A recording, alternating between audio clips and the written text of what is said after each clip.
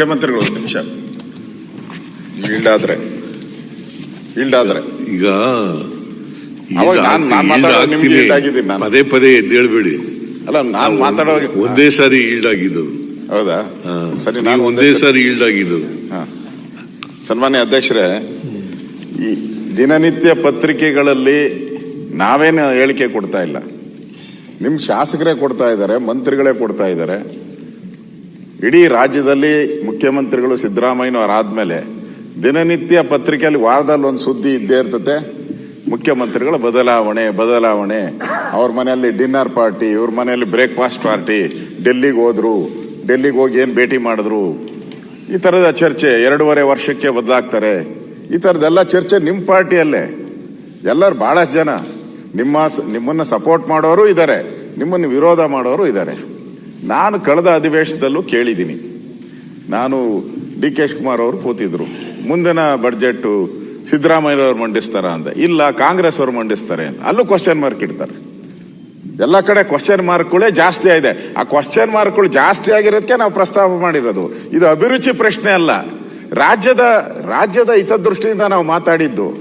ರಾಜ್ಯಕ್ಕೆ ಒಬ್ಬ ಹಕ್ಕುದಾರ ಬೇಕು, ರಾಜ್ಯದಲ್ಲಿ ಪರ್ಮನೆಂಟ್ ಮುಖ್ಯಮಂತ್ರಿ ಇರಬೇಕು. ಪರ್ಮನೆಂಟ್ ಮುಖ್ಯಮಂತ್ರಿ ಎಲ್ಲ ಅಧಿಕಾರಿಗಳು ಕೆಲಸ ಮಾಡ್ತಾರೆ, MLA ಕೆಲಸ ಮಾಡ್ತಾರೆ ಅನ್ನೋ ದೃಷ್ಟಿಯಿಂದ ನಾವು ಹೇಳಿದ್ದು. ಸದೇ ಪ್ರಯೋಗ ಮಾಡಿದ್ದೀರಿ. ಅಭಿರುಚಿ ಏನ ಅಲ್ಲ, ಒಂದು ಗಟ್ಟಿಯಾದಂತ ಒಂದು ನಾಯಕತ್ವ ಇರಬೇಕು ಅಂತ ನಿಮ್ಗೆ ಹೇಳಿದಿರಿ. ನೀವು ಬೇಡ ಅಂತ ಹೇಳಿದ್ರೆ ನಮ್ದೇನು ಅಬ್ಜೆಕ್ಷನ್ ಇಲ್ಲ. ಈಗ ಮಾನ್ಯ ಅಧ್ಯಕ್ಷರೇ, ನಾನು ಒಂದ್ಸಾರಿ ಈಲ್ಡ್ ಆಗಿದ್ದೀನಿ. ಪದೇ ವಿರೋಧ ಪಕ್ಷದವರು ಎದ್ದೇಳಿ ಮಾತಾಡೋದು ಅಗತ್ಯ ಇಲ್ಲ. ಏನಾರ ಇದ್ರೆ ಆಮೇಲೆ ಕ್ಲಾರಿಫಿಕೇಶನ್ ಕೇಳಬೇಕು. ಕ್ಲಾರಿಫಿಕೇಶನ್ ಕೇಳುವಾಗ ಉತ್ತರ ಕೊಡ್ತೀನಿ. ನಾನು ದಯಮಾಡಿ ಎಲ್ಲ ಮಾನ್ಯ ವಿರೋಧ ಪಕ್ಷದ ಸದಸ್ಯರಲ್ಲಿ ಮನವಿಯನ್ನು ಮಾಡಲಿಕ್ಕೆ ಬಯಸ್ತೇನೆ. ನಾವು ಪ್ರಜಾಪ್ರಭುತ್ವದ ವ್ಯವಸ್ಥೆಯಲ್ಲಿ ಇರ್ತಕ್ಕಂಥದ್ದು. ಈಗ ಯಾರ್ಯಾರು ಏನೇನು ಹೇಳ್ತಾರೋ ಅವೆಲ್ಲನೂ ಕೂಡ ಇಲ್ಲಿ ರಾಜ್ಯಪಾಲರ ಭಾಷಣದ ಮೇಲೆ ಮಾತಾಡಕ್ಕಾಗಲ್ಲ. ನಾವು ಇಲ್ಲಿ ನೀವು ಪದ ಪ್ರಯೋಗ ಇದೆಯಲ್ಲ, ಕರಿಮಣಿ ಮಾಲೀಕ ಯಾರು ಅಂತಕ್ಕಂಥದ್ದು ಕೀಳು ಅಭಿರುಚಿಯ ಪದ ಅಂತಕ್ಕಂಥದ್ದು ಅಷ್ಟೇ ಹೇಳಲಿಕ್ಕೆ ಬಯಸ್ತೇನೆ ನಾನು. ಹಂಗೆ ಈಗ ನಿಮ್ಮ ಪಾರ್ಟಿನಲ್ಲಿ ಭಿನ್ನಾಭಿಪ್ರಾಯಗಳಿಲ್ವಾ? ಪ್ರಜಾಪ್ರಭುತ್ವ ರೀತಿಯಲ್ಲಿ ಇವರು ಯಾರು ಯತ್ನಾಳ್ ಅವರು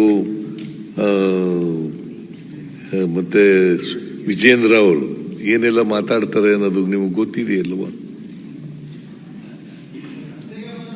ಸರ್, ಅದರಿಂದ ಕೂತ್ಕೊಳ್ರಿ, ಇದರಿಂದ ಏನು ಎಫೆಕ್ಟ್ ಆಗಲ್ಲ. ಕೂತ್ಕೊಳ್ಳಿ, ಇದರಿಂದ ಏನು ತೊಂದರೆ ಆಗಲ್ಲ. ಯಾರೋ ಒಬ್ರು ಹೇಳಿದ ತಕ್ಷಣನೇ ಅಭಿಪ್ರಾಯ ಹೇಳಿದ ತಕ್ಷಣ ಅವ್ರ ಅಭಿಪ್ರಾಯ ಹೇಳಿರ್ತಾರೆ. ನಿಮ್ಮಲ್ಲಿ ಎಷ್ಟು ಭಿನ್ನಾಭಿಪ್ರಾಯಗಳು ಯಾವ ಮಟ್ಟಕ್ಕೆ ಹೋಗಿದೆ ಅದನ್ನೆಲ್ಲ ನಾನು ಪ್ರಸ್ತಾಪ ಮಾಡಕ್ ಹೋಗಲ್ಲ ನಾನು, ಮತ್ತೆ ಅಗತ್ಯನೂ ಕೂಡ ಇಲ್ಲ. ಸೊ ನಾನು ಇದು ಅಭಿರುಚಿ ಹೀನ ಅಂತ ಅಷ್ಟೇ ಹೇಳಿದ್ದೇನೆ. ನೀವು ಇಲ್ಲ ಅದು ಅಭಿರುಚಿಗೆ ಸರಿಯಾಗಿದೆ ಅಂತ ಅನ್ಕೊಂಡ್ರೆ ಓಕೆ. ಕರಿಮಣಿ ಮಾಲೀಕ ಯಾರು ಅಂತ ಕೇಳೋದು ಸರಿಯಾಗಿದೆ ಅಂತಂದ್ರೆ ಓಕೆ. ಜನ ತೀರ್ಮಾನ ಮಾಡ್ತಾರೆ ಅಂತಿಮವಾಗಿ. ಜನ ತೀರ್ಮಾನ ಮಾಡ್ತಾರೆ ಅಂತಿಮವಾಗಿ. ಜಿ ಕನ್ನಡ ನ್ಯೂಸ್ ಈಗ ನಿಮ್ಮ ಮನೆಯಲ್ಲೇ ನೋಡಿ. ಎಲ್ಲ ಕೇಬಲ್ಗಳಲ್ಲಿ ಈಗ ಲಭ್ಯ.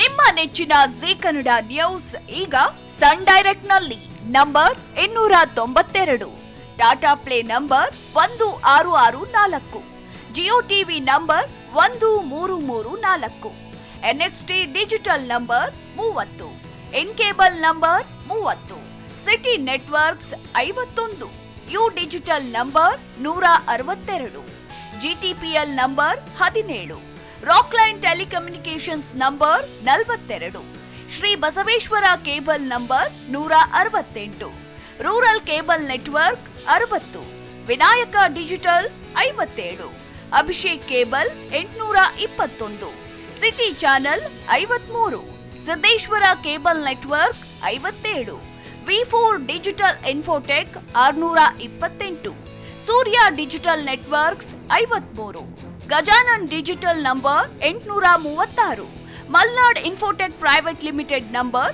56, Metrocast number 830, Victory digital number 167ರಲ್ಲಿ ನೋಡಿ ಆನಂದಿಸಿ.